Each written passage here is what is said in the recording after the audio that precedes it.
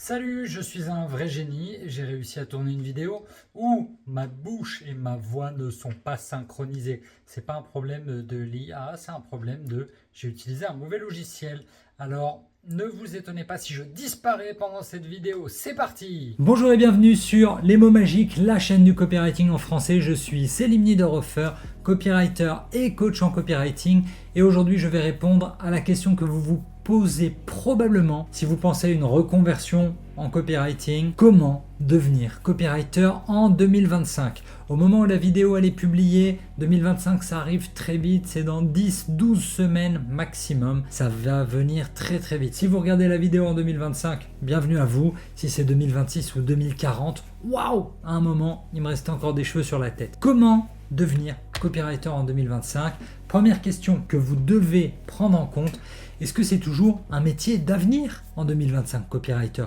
Pourquoi vous posez cette question? C'est très très simple. En business, avant d'investir dans un business, on se pose toujours la question, est-ce que je suis sur un bateau, quand je vais ramer une fois, j'avance d'1 mètre, ou est-ce que quand je vais ramer une fois, j'avance de 3 mètres, 5 mètres, 10 mètres? En clair, êtes-vous sur le bon bateau? Bateau, en business, ça veut dire le marché. Est-ce que vous êtes sur le bon marché par rapport à tous les efforts que vous allez faire, par rapport à votre personnalité? Est-ce que c'est encore un bon marché? Alors, au niveau macro, il faut prendre en compte le côté qui sont vos clients. Est-ce que vous voulez plutôt parler à des grosses entreprises ou plutôt des petites entreprises? Souvenez-vous d'une campagne de pub qui a peut-être 25 ans, peut-être 30 ans même, qui était l'artisanat, la plus grande entreprise de France. C'est très très bien de travailler pour L'Oréal et Renault et Orange, mais la réalité du tissu industriel, du tissu économique français, c'est qu'il y a une majorité de petites entreprises et que vous pouvez trouver beaucoup plus facilement des petites entreprises locales qui ont besoin de vos textes. Donc à mon sens déjà, les petites boîtes aujourd'hui, elles ont encore besoin de textes. Les petites boîtes, elles sont limitées parce que le boss, on prend un exemple simple, un couvreur, celui qui s'occupe du toit, d'accord? Il a peut-être 2-3 bonhommes dans son équipe, peut-être que c'est déjà une petite, très petite entreprise, un peu structurée, 8-10 employés, mais est-ce qu'il a envie de grandir davantage? C'est pas dit. Il a besoin d'aide, il a besoin de quelqu'un d'externe, il n'a pas envie d'embaucher une directrice ou un directeur marketing. Non, il a peut-être besoin d'un copywriter extérieur, un copywriter freelance comme vous. Dans les grosses boîtes, ils ont peut-être plus de possibilités de prendre quelqu'un en interne et de le reconvertir, faire en sorte qu'il devienne copywriter ou qu'il ait plus de responsabilités. Mais à mon sens, tant les grosses boîtes que les petites entreprises, elles ont encore besoin de copywriters. Encore par rapport à quoi? Par rapport à la révolution qui nous a vraiment secoués tous en 2022, en novembre 2022. L'IA est arrivée, ChatGPT est arrivé et on ne peut pas faire semblant, on ne peut pas dire « Ah, l'IA, non, non, non, il y a du travail pour les copywriters ». Non, certaines études très sérieuses ont été faites et effectivement, le volume de demandes de missions en copywriting, il a baissé.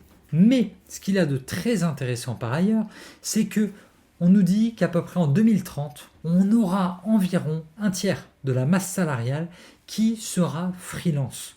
Quand j'ai commencé, quand j'ai quitté mon CDI, way back, on remonte à 2009, c'était pas très bien vu d'être freelance. C'était suicidaire de devenir freelance, d'essayer de vivre de sa plume.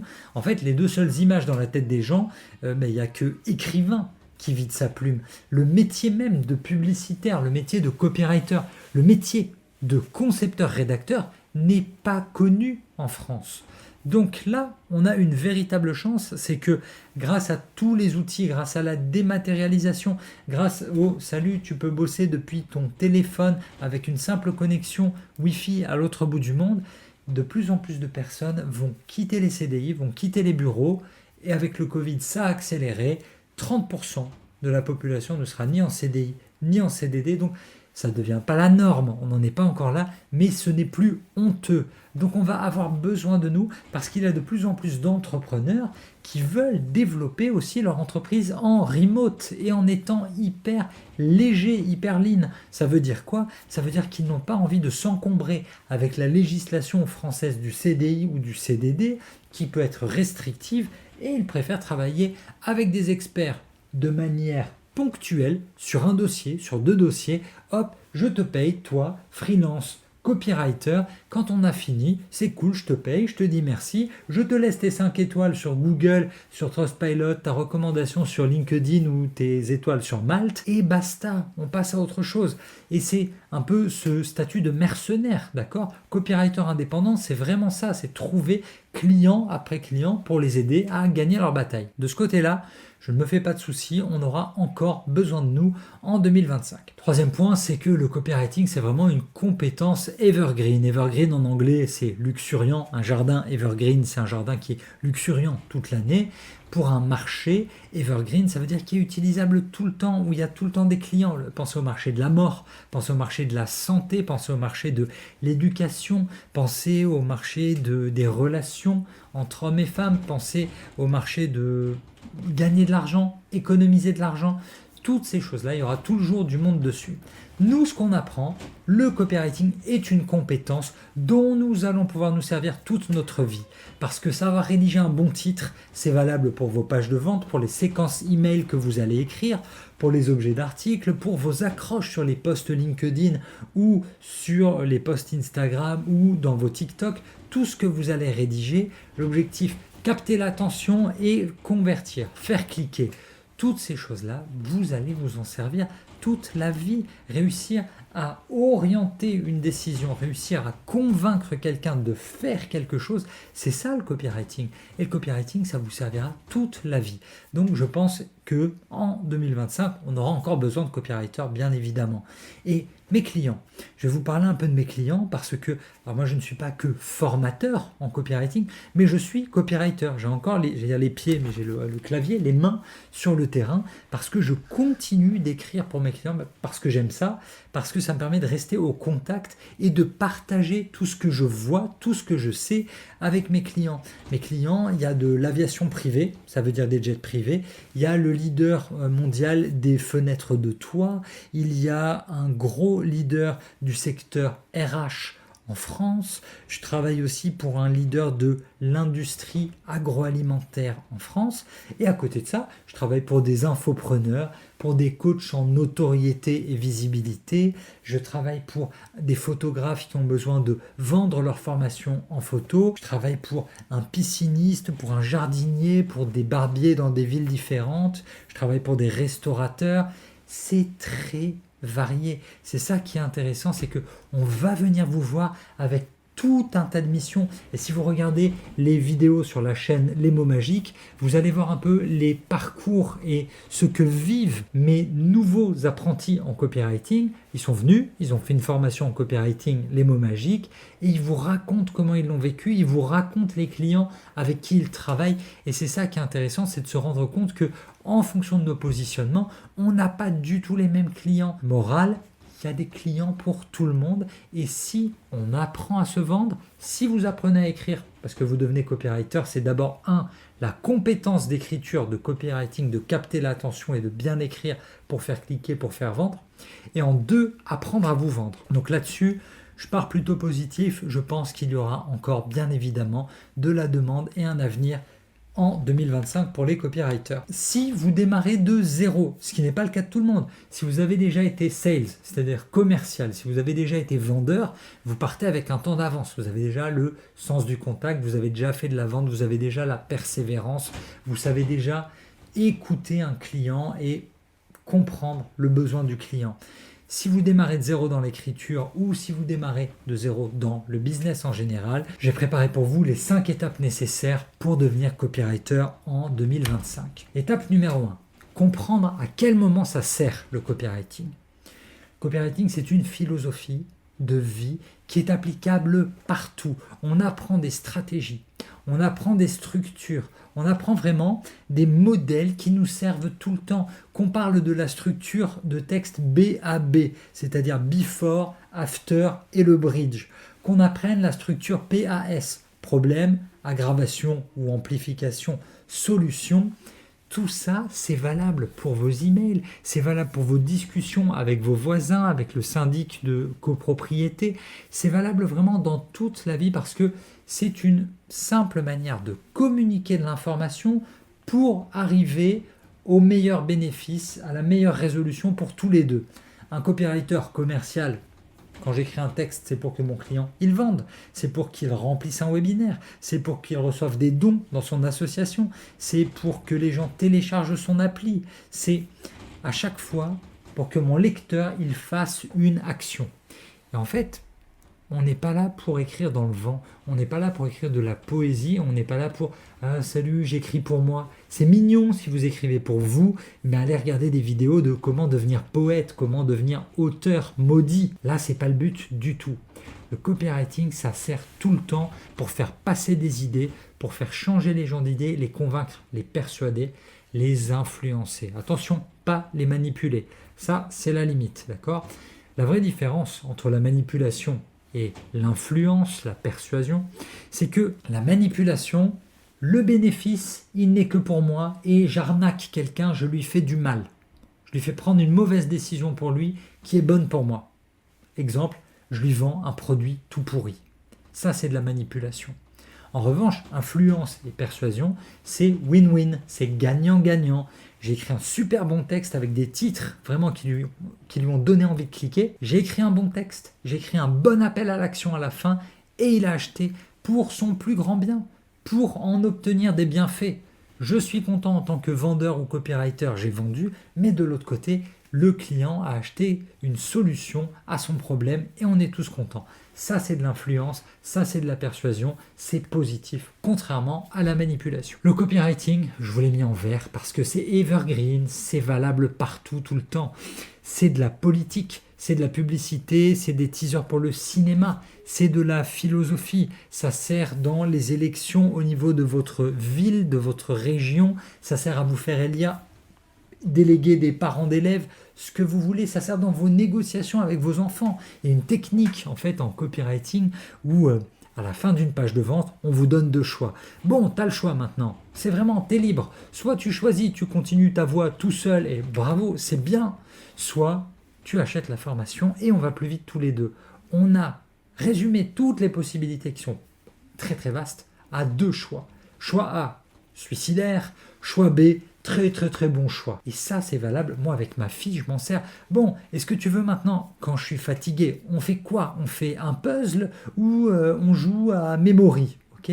Et là, je coupe tous les autres choix. Alors qu'elle a des dizaines de jeux dans sa chambre, je restreins le champ des possibles à ce qui m'arrange. C'est positif pour elle et c'est positif pour moi. Le copywriting, c'est valable partout, tout le temps, pour tous les business. Deuxième point.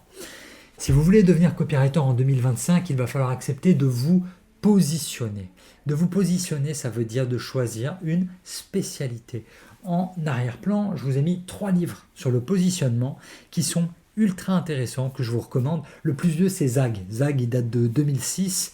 Obviously Awesome, je crois qu'il est plus récent. Il date peut-être de 2021 ou 2022. Il est assez récent. Et Niche Down, il doit être de 2020 peut-être. Trouvez votre niche. Je prends un exemple. Vous ne pouvez pas débarquer sur le marché en disant « Je suis copywriter développement personnel ». Alors déjà, vous pouvez pas dire « Je suis copywriter ». Copywriter, bon ok, mais c'est trop vaste. Moi, pardon, quand j'ai mal au poumon, je veux voir un pneumologue. Je veux pas aller voir mon généraliste. Je veux l'avis d'un expert, d'un pneumologue. Si j'ai mal aux yeux, je vais pas aller voir mon généraliste. Je veux voir mon ophtalmo. Imaginez un boss, un directeur marketing d'une fintech. Fintech, ça veut dire une start-up dans la finance. Banque, assurance, ce que vous voulez. Allez, banque, ok. Produits financiers. Donc, on va parler de Gringot, on va parler de Goodvest, on va parler de Revolut, N26, même, allez, on va dire la Société Générale, la BNP, peu importe, Shine, Conto, tout ce que vous voulez, d'accord. Tous ces gens-là, le directeur marketing, il a besoin d'un copywriter. Est-ce que vous pensez qu'il va aller sur Malte ou sur LinkedIn en tapant copywriter? Non, il va taper copywriter fintech. Et les résultats, forcément, l'algorithme il va proposer les meilleurs résultats. Donc, spécialisez-vous.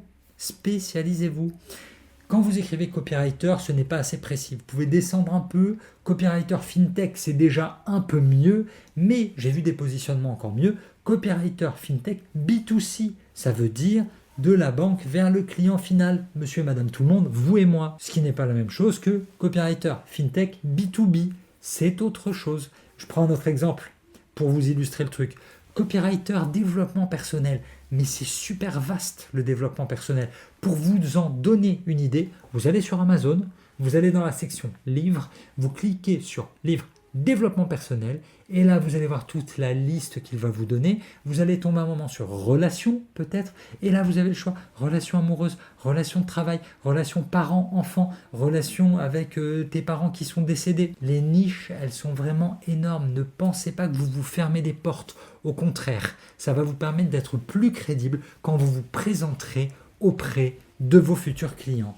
Pensez à vous positionner. Je dois quand même vous avertir, si vous songez à une reconversion dans le copywriting, si vous voulez devenir copywriter en 2025, dans notre job, oui, il y a des inconvénients, c'est comme dans tous les jobs. Je préfère vous les présenter maintenant parce que je ne veux pas que vous commenciez une formation sans connaître les vrais inconvénients. Inconvénient numéro 1. À partir du moment où vous devenez copywriter, vous faites tout. Vous ne faites pas que de l'écriture. Vous allez devenir votre propre comptable. Vous allez devenir votre propre manager. Vous allez devenir votre propre vendeur. Vous allez devoir faire absolument tout. La veille technologique. Vous allez devoir mettre à jour vos formations. Vous devez tout faire en étant tout seul parce que vous commencez très souvent solopreneur. Très compliqué. Vous aimeriez faire votre cœur de métier, mais vous passez beaucoup de temps hors de l'écriture. Ça, c'est une réalité. Le deuxième point, un peu douloureux, c'est que vous subissez la solitude. Là, vous me voyez dans ma bibliothèque. Moi, j'adore. Je suis très bien ici. Mais 2 jours par semaine, soit je vais travailler une matinée dans un café, soit toute une journée, je vais travailler dans un espace de coworking pour voir des humains. Et c'est aussi pour ça qu'en tant que formateur en copywriting, j'organise Copy Lunch et Copy Night où on se retrouve et où on travaille sur les textes des uns et des autres, on analyse des pages de vente, des séquences email.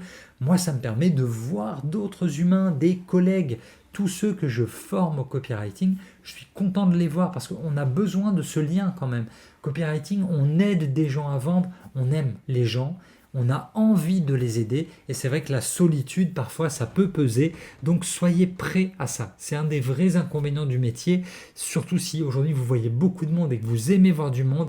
Attention à ça.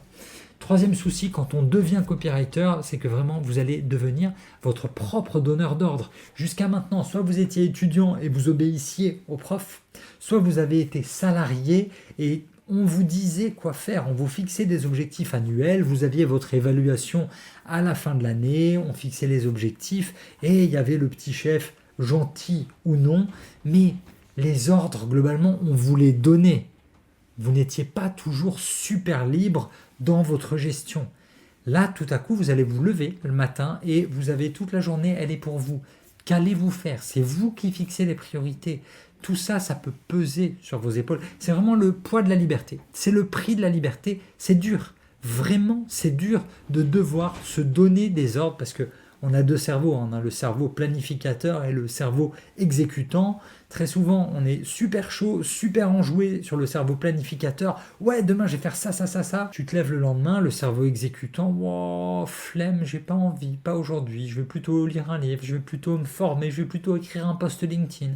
Et on n'avance pas. C'est très très dur de devenir super responsable. C'est vraiment le prix de la liberté. 4e point. Vous devenez comptable, marketeur, vendeur, manager, RH. Je vous l'ai déjà dit. La réalité, c'est quoi? C'est que contrairement à un copywriter en agence qui lui va faire du copywriting, de temps à autre, on va vous demander aussi de faire un peu de SEO. On va vous demander de devenir un peu média buyer.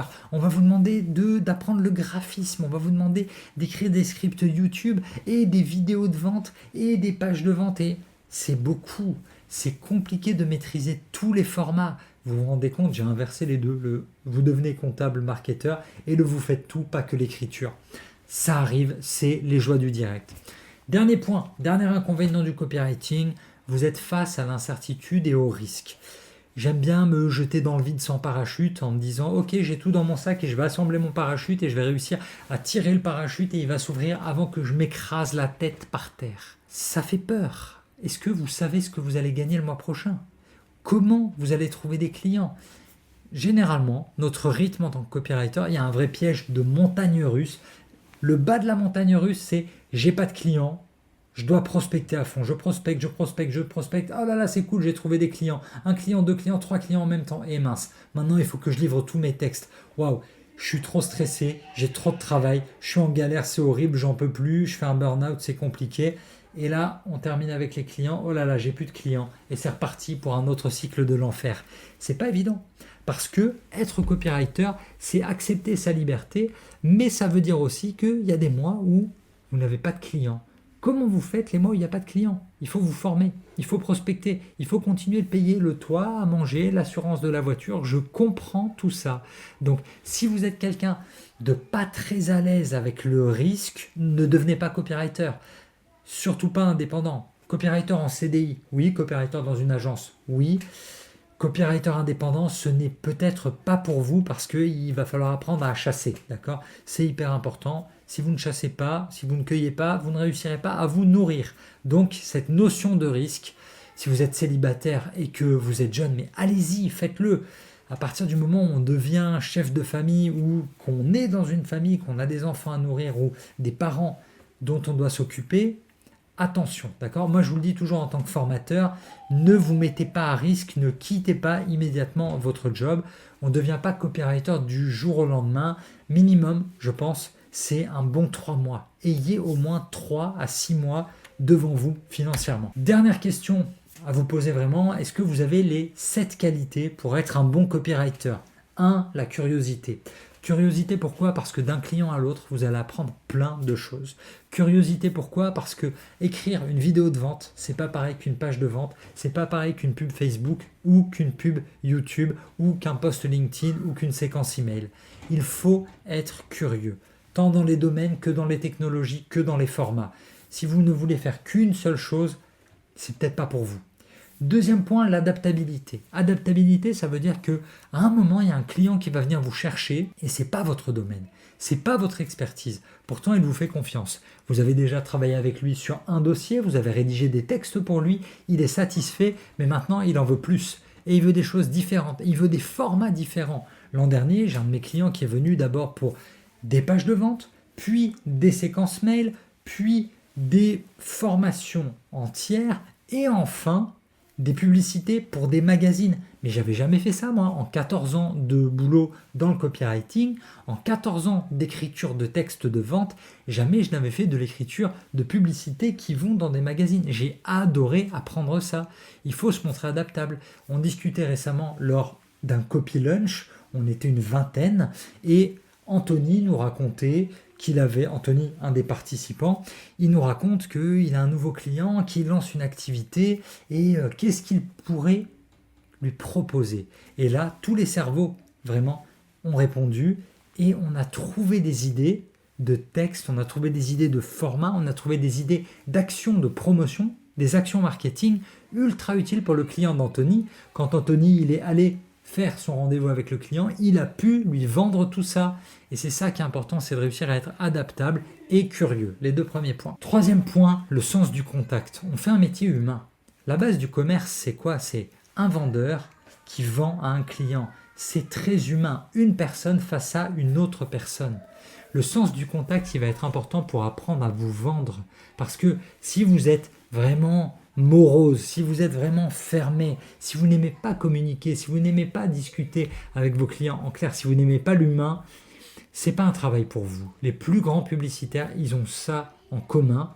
Copywriter, c'est vraiment publicitaire. On écrit des textes pour vendre, on fait de la pub, quel que soit le format. Il faut le sens du contact. 4e point, ça pour moi c'est un des plus importants. Ne croyez pas les formateurs qui vont vous dire « Mais t'as pas besoin de savoir écrire, t'as pas besoin d'avoir un trop bon niveau scolaire parce qu'il y a des correcteurs automatiques. » Non, vraiment, les correcteurs automatiques ne feront pas le travail à votre place. Les correcteurs automatiques, ils vont corriger peut-être 80% de vos fautes, mais notre travail, c'est la communication. Je suis un peu dur, je ne veux pas vous décourager si vous êtes dyslexique ou vous avez de grosses, j'allais dire, tares orthographiques. C'est pas des tares, c'est peut-être des retards ou des soucis. C'est super compliqué, d'accord? Je le vois pour avoir laissé 1 ou 2 participants lors de mes premières années de formateur. J'ai tenté de corriger leur texte, mais les clients n'en veulent pas, d'accord? Personne ne veut travailler avec eux parce que notre travail, c'est de la communication. Nous devons savoir écrire. Donc, si vraiment c'est un trop gros problème pour vous, c'est pas pour vous. Peut-être que vous serez bon au téléphone, peut-être que le métier de closer est fait pour vous, peut-être que le métier de vendeur en boutique est fait pour vous, mais ça, c'est pas pour vous. L'écriture, il faut quand même les bases et aimer écrire. 5e point, l'amour de la lecture, bien évidemment. Lire des livres, lire des bandes dessinées, lire des modes d'emploi, lire des pages de vente, lire des emails, tout, absolument tout. Il faut aimer lire. Même les plus grands romanciers, ils lisent. Personne ne se dit non, mais moi j'écris, j'ai pas besoin de lire les autres, j'ai pas besoin d'être influencé par les autres. Pas du tout. Les meilleurs écrivains continuent de lire. Il faut lire. Mettez ça. Si vous vraiment vous voulez devenir copywriter, vous devez lire. Dans votre emploi du temps, il n'y a pas que écrire des textes et contacter des clients. La 3e partie, c'est du temps qui doit être dédié à la lecture. 6e point, ultra important pour devenir copywriter, l'envie de vendre plus. Est-ce que vous avez envie de vendre plus?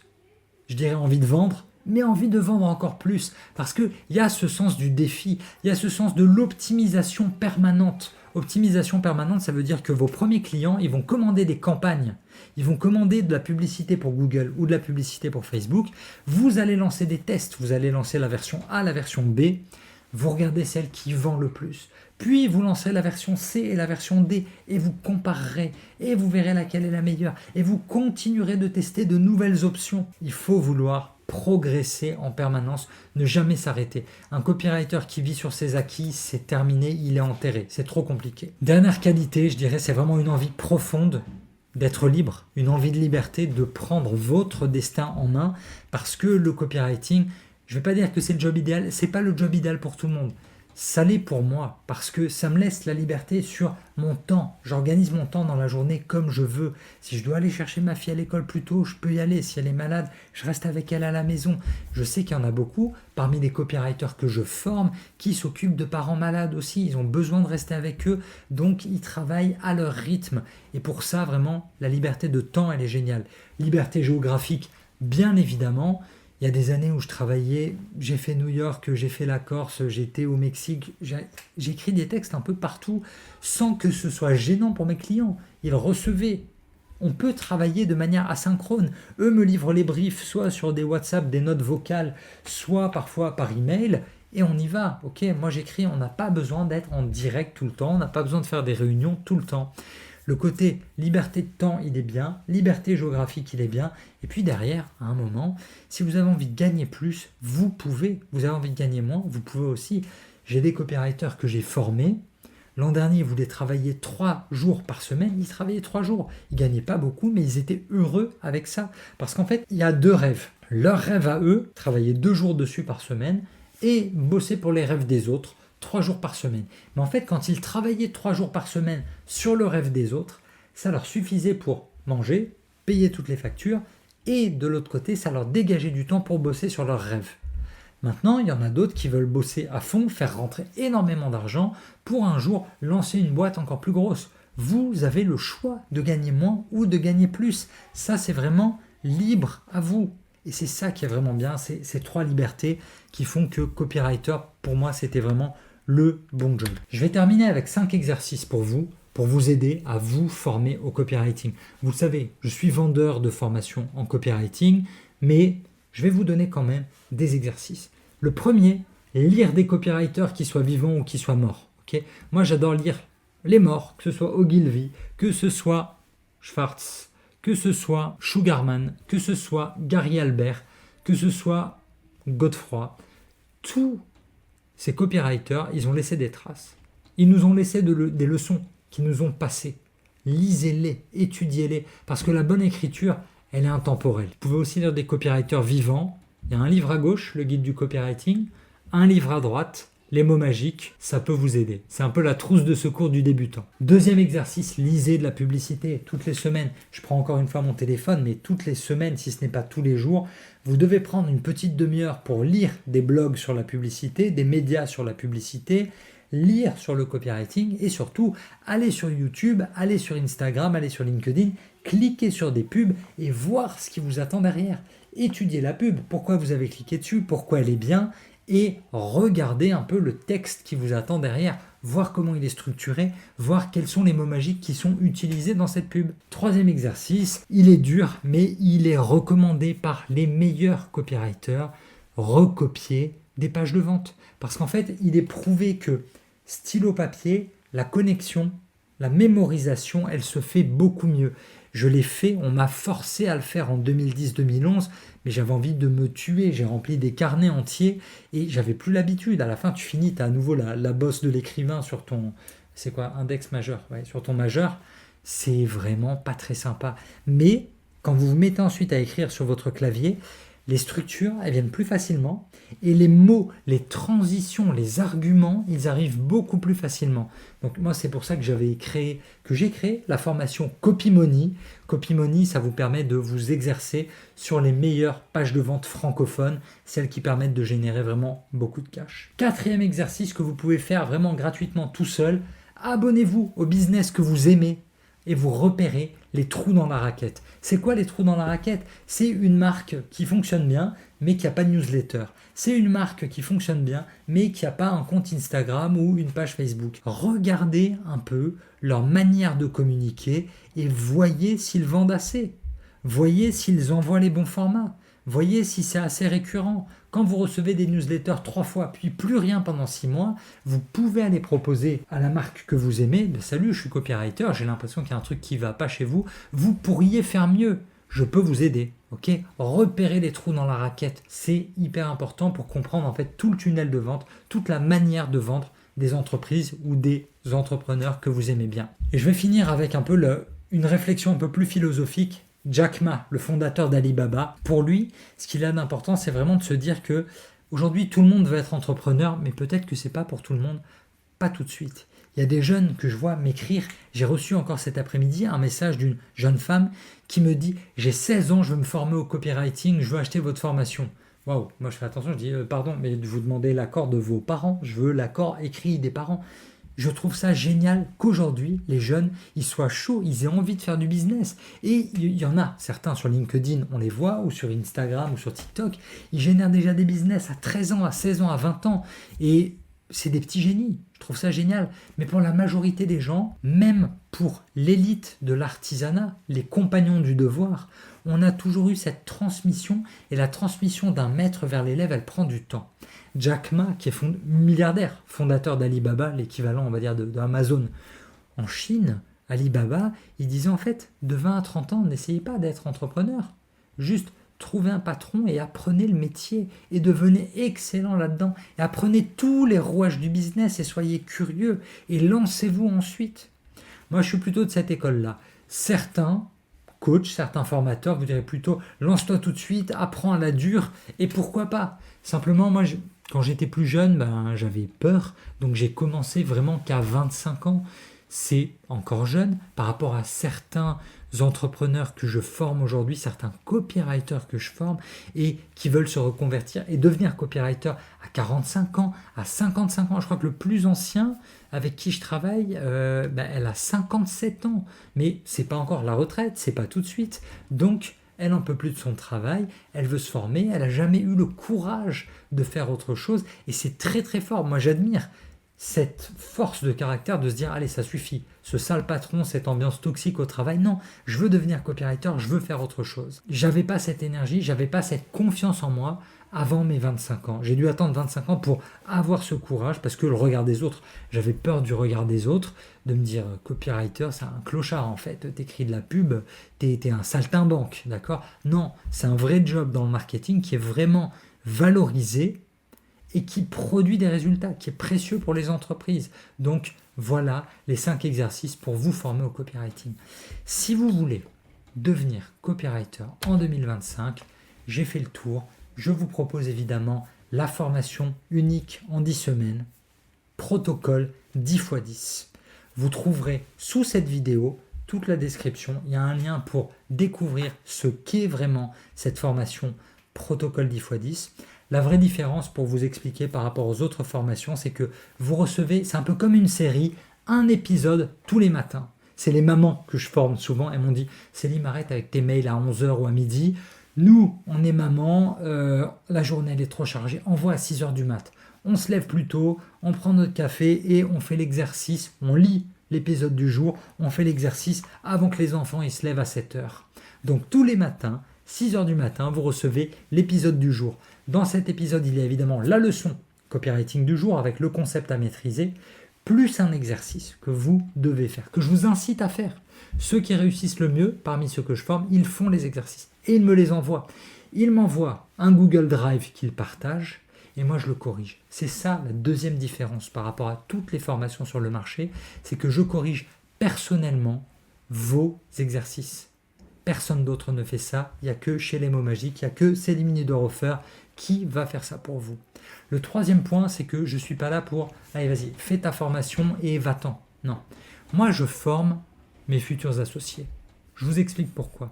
Grâce au livre que j'ai écrit, j'ai trop de demandes entrantes. Il y a trop de gens qui veulent travailler avec moi. Oui, problème de riche, ok. Mais problème quand même, parce que quand des entrepreneurs dans la santé, quand des entreprises dans l'immobilier, dans le BTP veulent travailler avec moi, quand c'est des domaines où je ne suis pas forcément bon, je redistribue les missions. J'ai toute la petite communauté privée sur Facebook avec tous les apprentis copywriters que je forme et là je partage la mission. Je sais que je peux leur faire confiance parce que j'ai corrigé personnellement les textes, donc je vois qui est bon dans quoi. Je vous donne un exemple. Récemment, on a eu un entrepreneur dans la santé qui m'a contacté sur LinkedIn. Je lui ai dit « Sorry, je ne peux pas faire ça pour toi, en revanche j'en ai 2 ». Parce que j'ai formé récemment 2 anciennes infirmières libérales, elles parlent la santé, elles connaissent déjà ce secteur, donc c'était beaucoup plus logique pour moi de leur redistribuer la mission. Comme ça reste un peu entre nous, mais je sais que je peux leur faire confiance. Ce qui veut dire que le client final, il sait qu'il peut me faire confiance, évidemment il peut faire confiance à sa copywriteuse. La copywriteuse que j'ai formée, elle est contente parce que je continue de l'accompagner et en même temps, elle trouve des missions, elle gagne en expérience, elle gagne des 5 étoiles et elle va pouvoir facturer plus. En clair, je suis content, le client final est content et mon apprenti copywriter est content aussi. Ça dure 10 semaines. C'est dur, vraiment, c'est une formation qui est dure parce que tous les jours, il n'y a pas de week-end, c'est tous les jours, vous recevez un épisode dans votre boîte mail. Mais à la fin, vous repartez avec au moins 20 textes que vous pouvez montrer à vos prospects. Parce que c'est ça qui est important. 1, je vous forme la compétence et 2, je vous apprends à vous vendre. Si je vous donne juste la compétence, mais qu'après vous arrivez, je sais écrire des textes, mais je ne sais rien en faire, c'est dommage. Donc je vous apprends aussi à vous vendre. Et pour vous vendre, vous n'allez pas arriver devant vos prospects, frapper à la porte. Bonjour, je veux vous aider, je veux écrire des textes pour vous. Bah ouais, mais montre-le-moi, prouve-le-moi, prouve-moi que tu sais faire. C'est pour ça que je corrige vos textes et que vous devenez vraiment crédible. Ça s'appelle Protocole 10x10, le lien il est juste en dessous. Si vous voulez devenir copywriter 5 étoiles, si vous voulez devenir copywriter en 2025, premier truc à faire, abonnez-vous à la chaîne Les Mots Magiques. Toutes les semaines, je publie des conseils sur le copywriting. Cette vidéo est maintenant terminée. J'espère qu'elle vous servira. J'espère qu'elle vous aidera à prendre votre décision, à prendre votre vie en main si vous n'êtes pas à l'aise dans votre travail en ce moment. On se retrouve dès la semaine prochaine. Si vous avez des questions, évidemment, vous me les laissez, d'accord, dans les commentaires. Je réponds absolument à tout le monde. Et surtout, téléchargez Copywriting Cash. C'est le e-book que je vous offre pour faire vos premiers pas dans le copywriting. On se retrouve dès la semaine prochaine pour de nouveaux conseils en copywriting et d'ici là, n'oubliez pas, votre histoire, c'est à vous de l'écrire.